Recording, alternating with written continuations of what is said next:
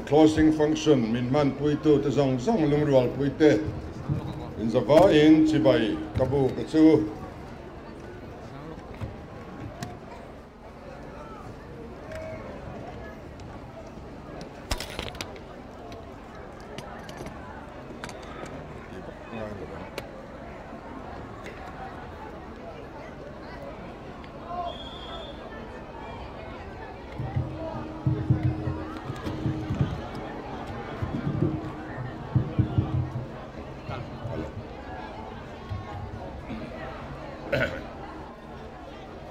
với này hian nidanga kative ngai zen lo kachum te an introduce ve kadwa tuna kanupui lian sai lovi loading silangin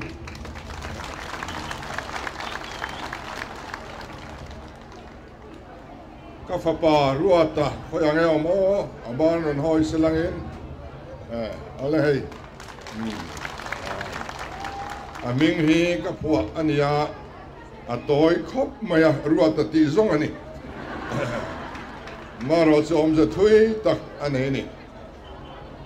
chuan ka tupa salom zo tana khonge omo ale ani po hi aming hi ka puak bok ani chuan kan tu du zodin thari loading vele silangin ani poi mingi kapua bok ani going to chung kwa angin athai chin chin kanon lang ve ani ole voi na hian kan bial tan chau thu soi katum lova kan zorap pom hua pin kan candidate te zong zong tan anai oin voi na hian kadinga so tiang chuan soi katum ani he kan rama hian congress ten re tak ro an lo rel to a an hun chungin thil tha tam tak min nu chia ani an mabak te po a tha piang chu chun zom zel kan nial don lova amaro chu tuna hian congress hun chu ain her liam mek ani ti chu an mani ngay point an pom ngam ahun tain ka thia ani hi ro rel nalama ruai na reitak experience nga tak lo nei to an nia wangin to nu na yan kan singa telve turin ka som dua party hian hun lai ani bizawi uni an te po awang lai chuan tu ma thluk rual an ni lo voi nai ro chuan thang thar pe chuan bizawi union ka kan pheto mang lowani tiang chuan hun lai kan nia kan hun a heraliam thina kan congress unau te po an hun a heraliam mek ani ti chu zoram mi pui hi a phetu kan nia party ralam pathiani na tok to e tia ngosong na tam tak alo pe to nuwa aralama tran khotlat he mani chung kotam te khotang le bial le ramtan thil tha khel chua hare mem to thina chowang chuan an ni po in thlatung hau lovin kan singa lo tela kan hruai tuwa te ron thang turin ka som ani so tiang bokin kan emene unau te po hun rei tak Ramatana pathiani min pe te anni thil tha tam tak anti an thei to pon chuak chun zom zel po kan tum voina ero chuan an din mun kan thria a ralam an lo pan vele ta a abik takin kan sa khotana noksak bera kan ngai party india rama tho poito anni tlat le hian nasa takin christian tereru a nat na le fia thiam long na athena chowangin an hun a heraliam ve me ka voina chuan zpm ti femin zoram dung le wang a chem me ka zpm hun pui a her chuak ve me ani ti chu opinion poll a te tap chak ti ti a te media tin renga kan khathe o me cho vangin kan emene unau te po nationalist tin lungpu ramtan nun na ya po lan lo huam thin tu te ania hun thar lo thlen tu ra hian thopui tan kan duwa kan hruai tu te ron ni turin anni po hi kan som ani tin kan rama hian neutral kan thanem le a khopuya kan tam le zuala neutral te hian politika atak taka an telve andu vak thin lova tun trum kan in than tura ero chuan neutral zinga political revival atheng me ka mun tina unit level atangin political in mangai lo ten min hruai me ka neutral ten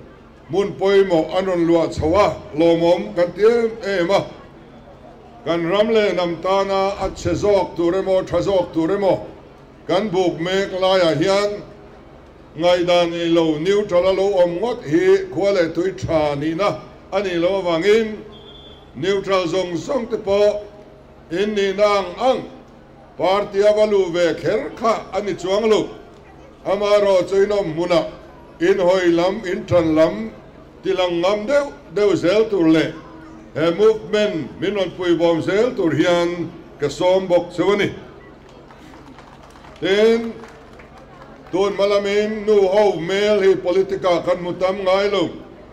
public meeting a po a khat zual tlem a local sau thin tun trum bai roi chuan nu ho zinga harna a thenga chung ko phurbe ber tu chu nu te hian ni so wangin nu ten politik an ngai tua kan ram siam that atu te hrein anon pen chuaka kan kalna pia nga kan pun khom na mun thuma thena mun khat zet hi chu nu ho mel mu tur om ta se la mizoram nu ho te kan ram siam chuak turin siam thale turin in tole fa te tan chung ko tha din turin in lo pen chuak me khi kan lom ma nasale zuala thang turin kan han som bok sewani adol le chuan tun lai yan kan thalai te a politik ngai tuana alut na se ma tun trumang tuka kan thalai ten politics an ngai ven hi alom ngai lo ani kan no le kan pa te kan pi le pu te chuan party an lo rui chil thin ani anom na party chu du lo viau to po ni sen chua san an hria party rin om aloi zirtir thina wang le policy rin om aloi zirtir ngai lo awangin chotiang thinlung chu kan nu le pa kan pi le pu ten an puthin thalai te ro chu party rui chil na laka an filima tuna yan thalai tam tak hi movement tilian tu in lo ni hi kan lo me ma thalai te ma khwa fel takin entrepreneur ho tan te skill development noya te duan ania chunga chuan bathang la na tur tam tak voin ya thalai be dong mek te tan hian be se na thar pe tumin kanin ma khwa mek ania pa te roi chil na laka kan film mi kan zoram dam na tur ani nge yang ti kan ringa tu laya an speaker lar tak pakhat video darna sem khan aming chu soi leula engting e soi kha pa te roi chil ta chu an hruai tu ten thil dik lo pui po ti thin ma sela an akau na midang te sum kol tren trun ma sela an do soi video tharlam chuak reng bok ma selangin soi mam shram an tum thin so tiang mi chu in then oma anomani chuan ngai ne pro musit ro pa te roi chil mi anni ram mel ma annia lalpan an phu to kin khoi ro se ram hi in party ta ani lova lalpa ta asim at hialani kha so tiang chuan voina yan kan pui thiam te kan evangelist te pa te roi chil na laka film turin min sin tirin anau chuak meka chuta chuan a keng ko tulian tak kan thalai te ni hi lomom kan tia thalai te atam thayang ber ezoram thar buat saina hian lo tel zel turin kan han som bok sewani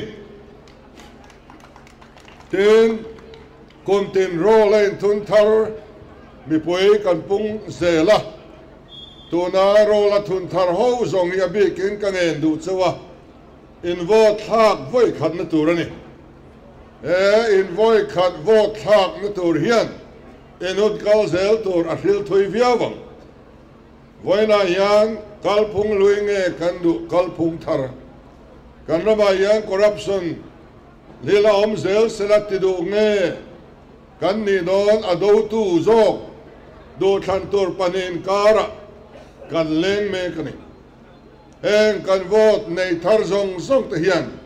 kan ramin dam na kong dik azo theina tura ZPM kalphung thar bi pui sarkar policy keng tu te nge da hian in vot ron thange nge turin abik takin vot nei thar zong zong te kan ngen chewani tu lai trong kam lar tak parti dangin an man thin chu anni po lo sarkar sela eng ma anni bik lo phang ti hiani chumi om ja chu an lo sarkar to thina eng ma anni lo ti an puanga an pom ti nani chu wang chuan khatiang tho kha keima ni ang tho kha anni don ani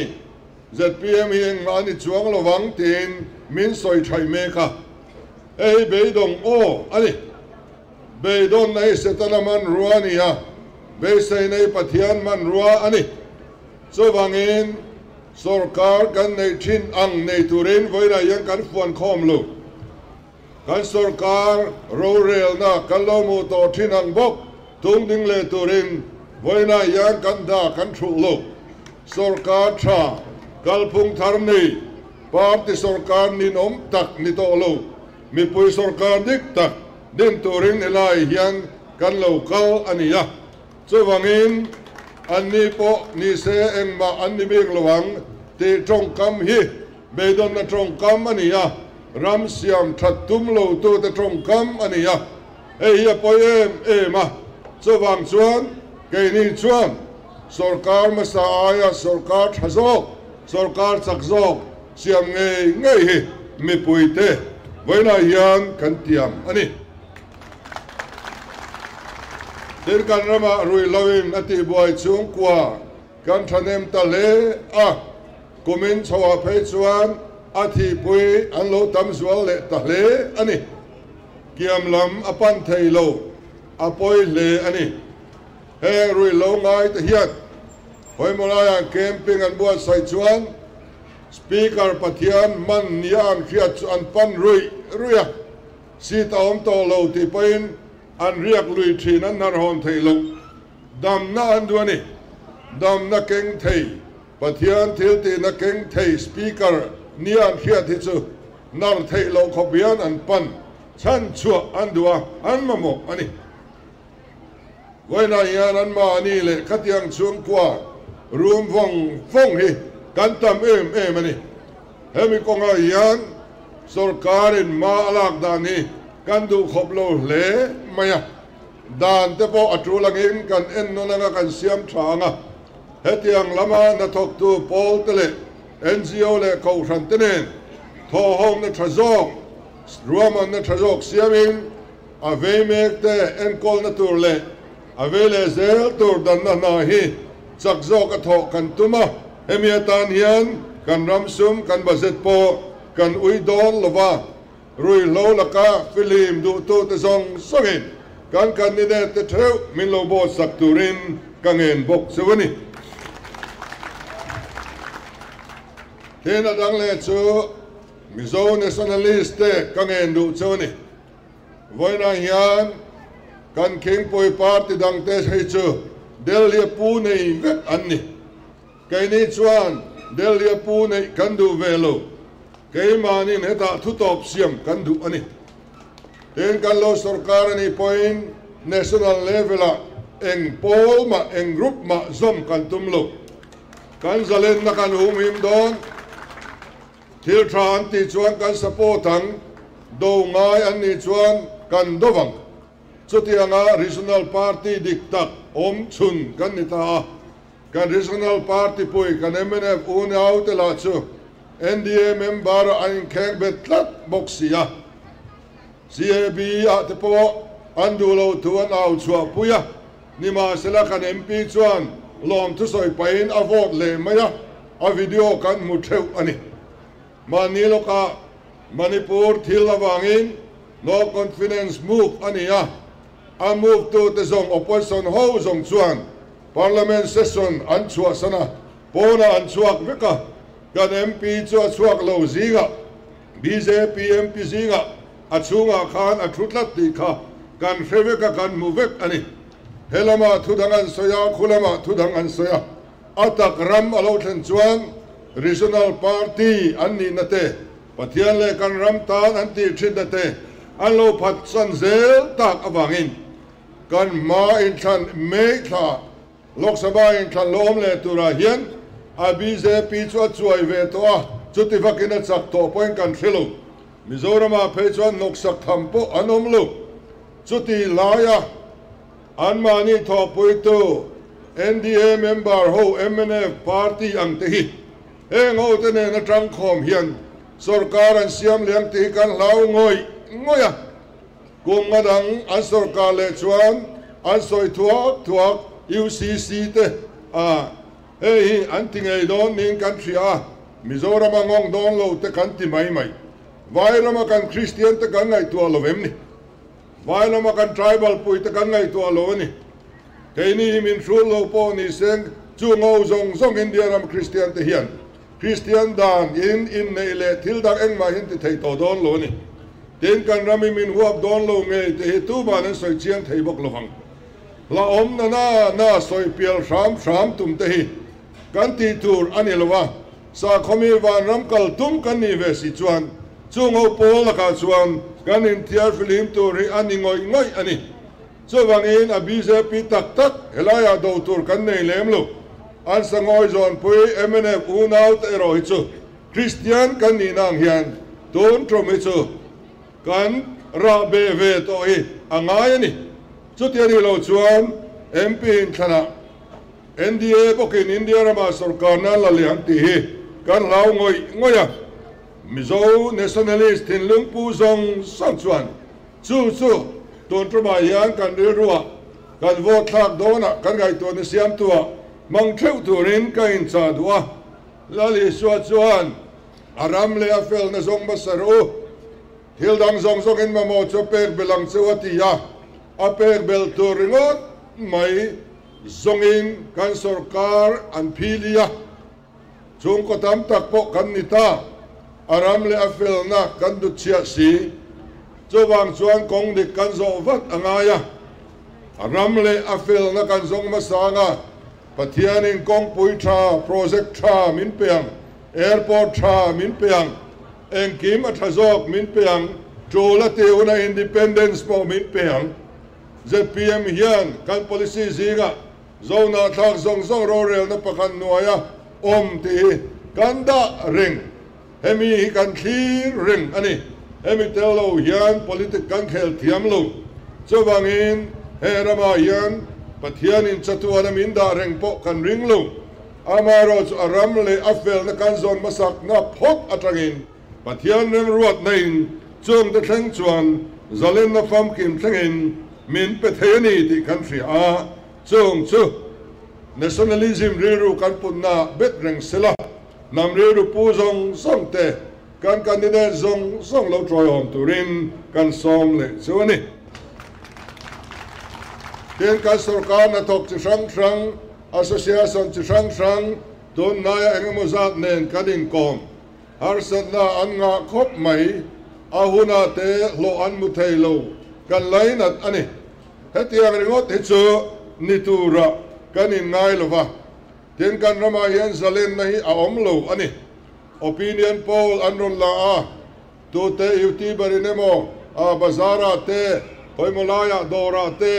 kan ngai dan anron zota soi thangam lo kan tam lutuk kan chung te sarkar na thok an ni chuan kan tran lam kan soi thanga miak lo enga tinge lo kan ni ni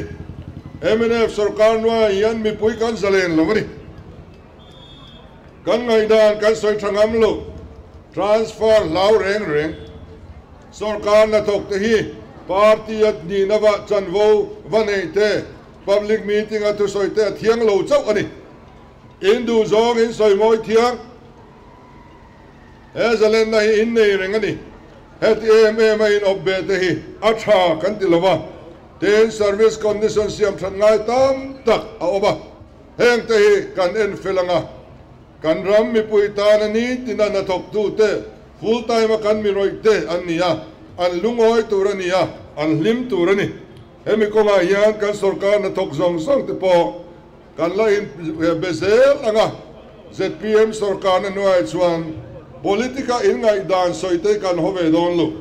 political transfer te kan ti ve vak don lu zalin na kan ti am bok chuni ten ZPM chu kun na tok tu te thian tia thiat kan ni kum khwa voina yan he kan bial nge ya po kun na thok tu te ta na kan ti thei tok kan ti nem sia chu ka soi kher angai lo a khetu te bial mi puite inni Serchhip aniemo tenzol aniemo buang pui aniemo nei lo aniemo veng tina kan nu mai mu tur om vek ani sum tlem te mangin na kan thoka chuta chuan kan kun na thok tu te helaya yan potential area nei tha kan nia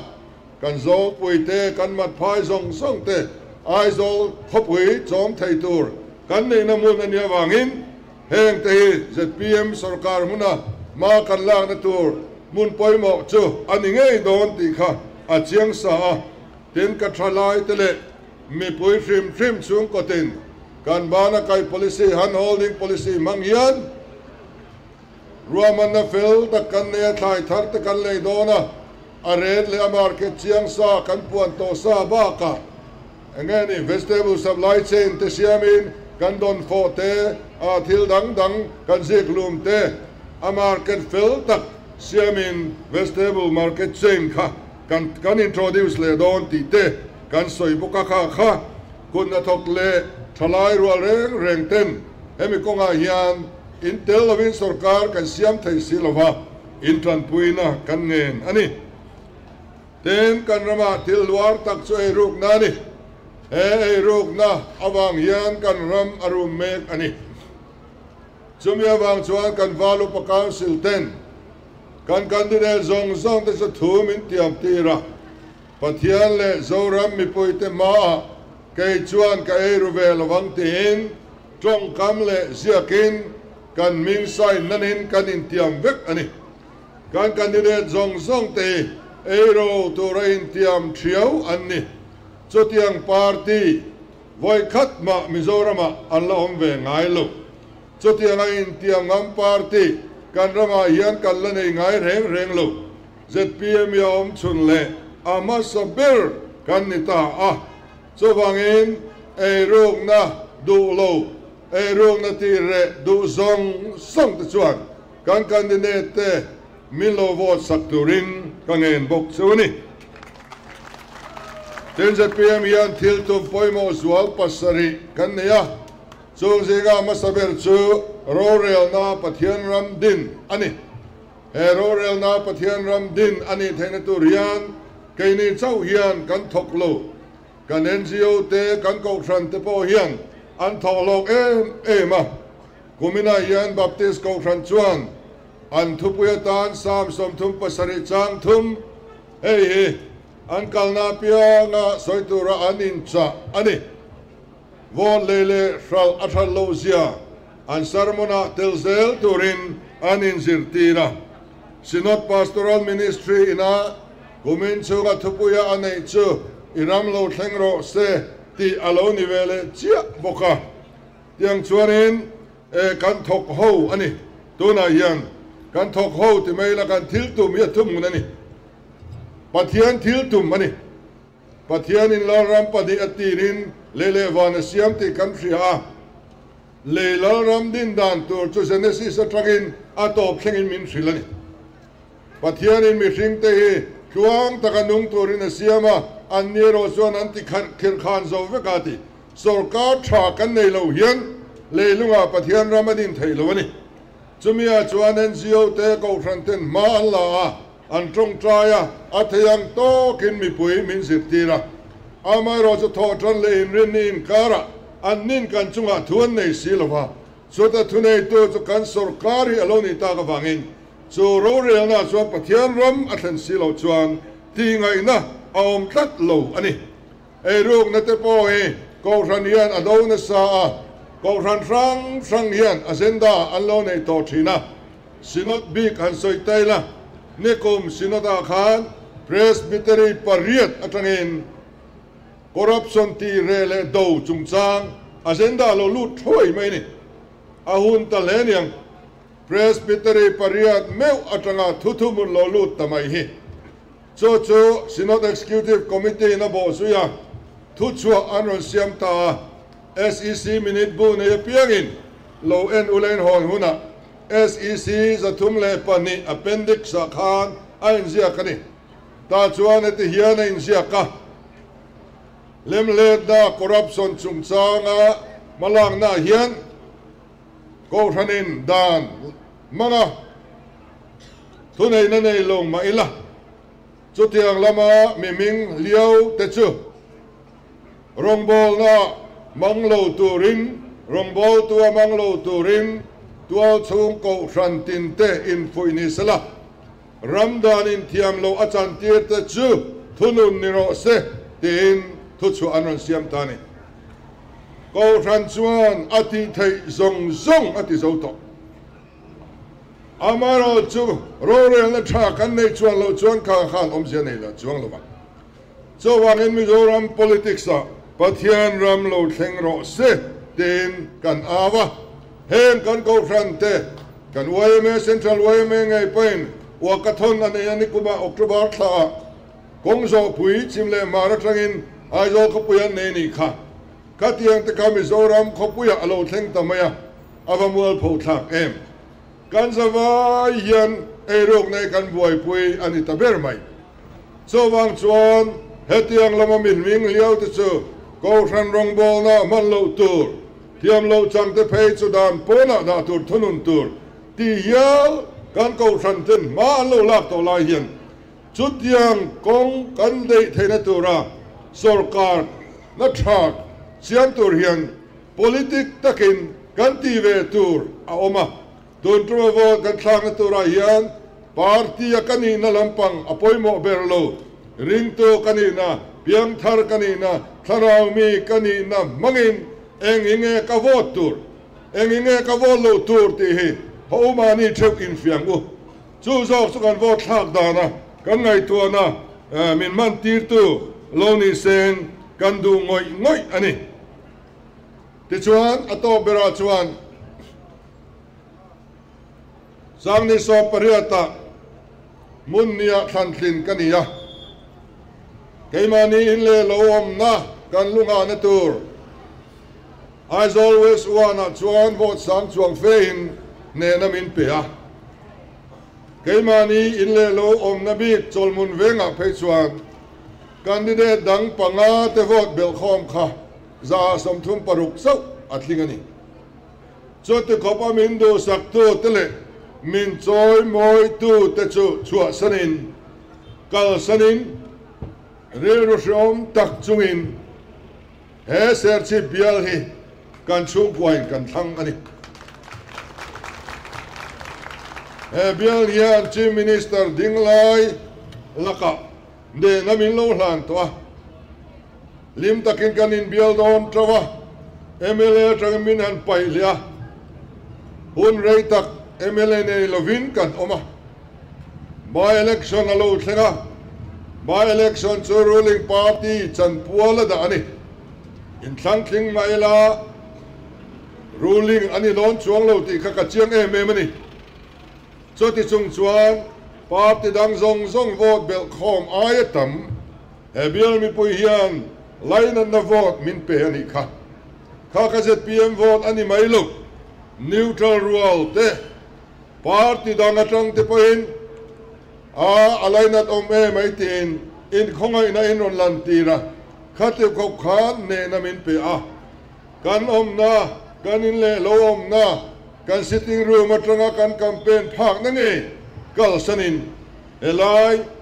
hian zoram pum puitan ramlai mal som na don na mun ani thei besin kan ron kala kan ti fu le in milai na trum ni ngot kan chunga in lo lan tir to voina yan atharin lom thu kan fil le chuani ti chuan thaba su tur kan nga le mai keima mi mal le kan party hian thaba su tur kan nga khop mai he bial mi pui laka yan kan chunga in than na te voina kan rule thei lo chu opposition MLA po an erber kan lo ni le sela chuwa chuan kan thilti ve chun po sarkari na thei chen a break min ra saknar ngot thina kanin nem na chu MLA fan anile ngot mai thina so de chungaro chuan project emoro chu NEC lama te central sarkara te kan nuk suak ve thei thowa ma sengin kan mala na tam taka hian kaini bial kan ya wangin keima wanga in tor na hi ka mu ani kan doktor te po min son sak longa voina gainia doktor po nei loin min siama kazarani a chezongin kazarin zoni karir wa na khop mai in thabai sud ve hi ka thil chak ber ani elaya yan opposition MLA ang ni tolova chief minister thilti theina nena in thaba in lom tha kan ba to zong han su thi voina yan kan thil chak ber ani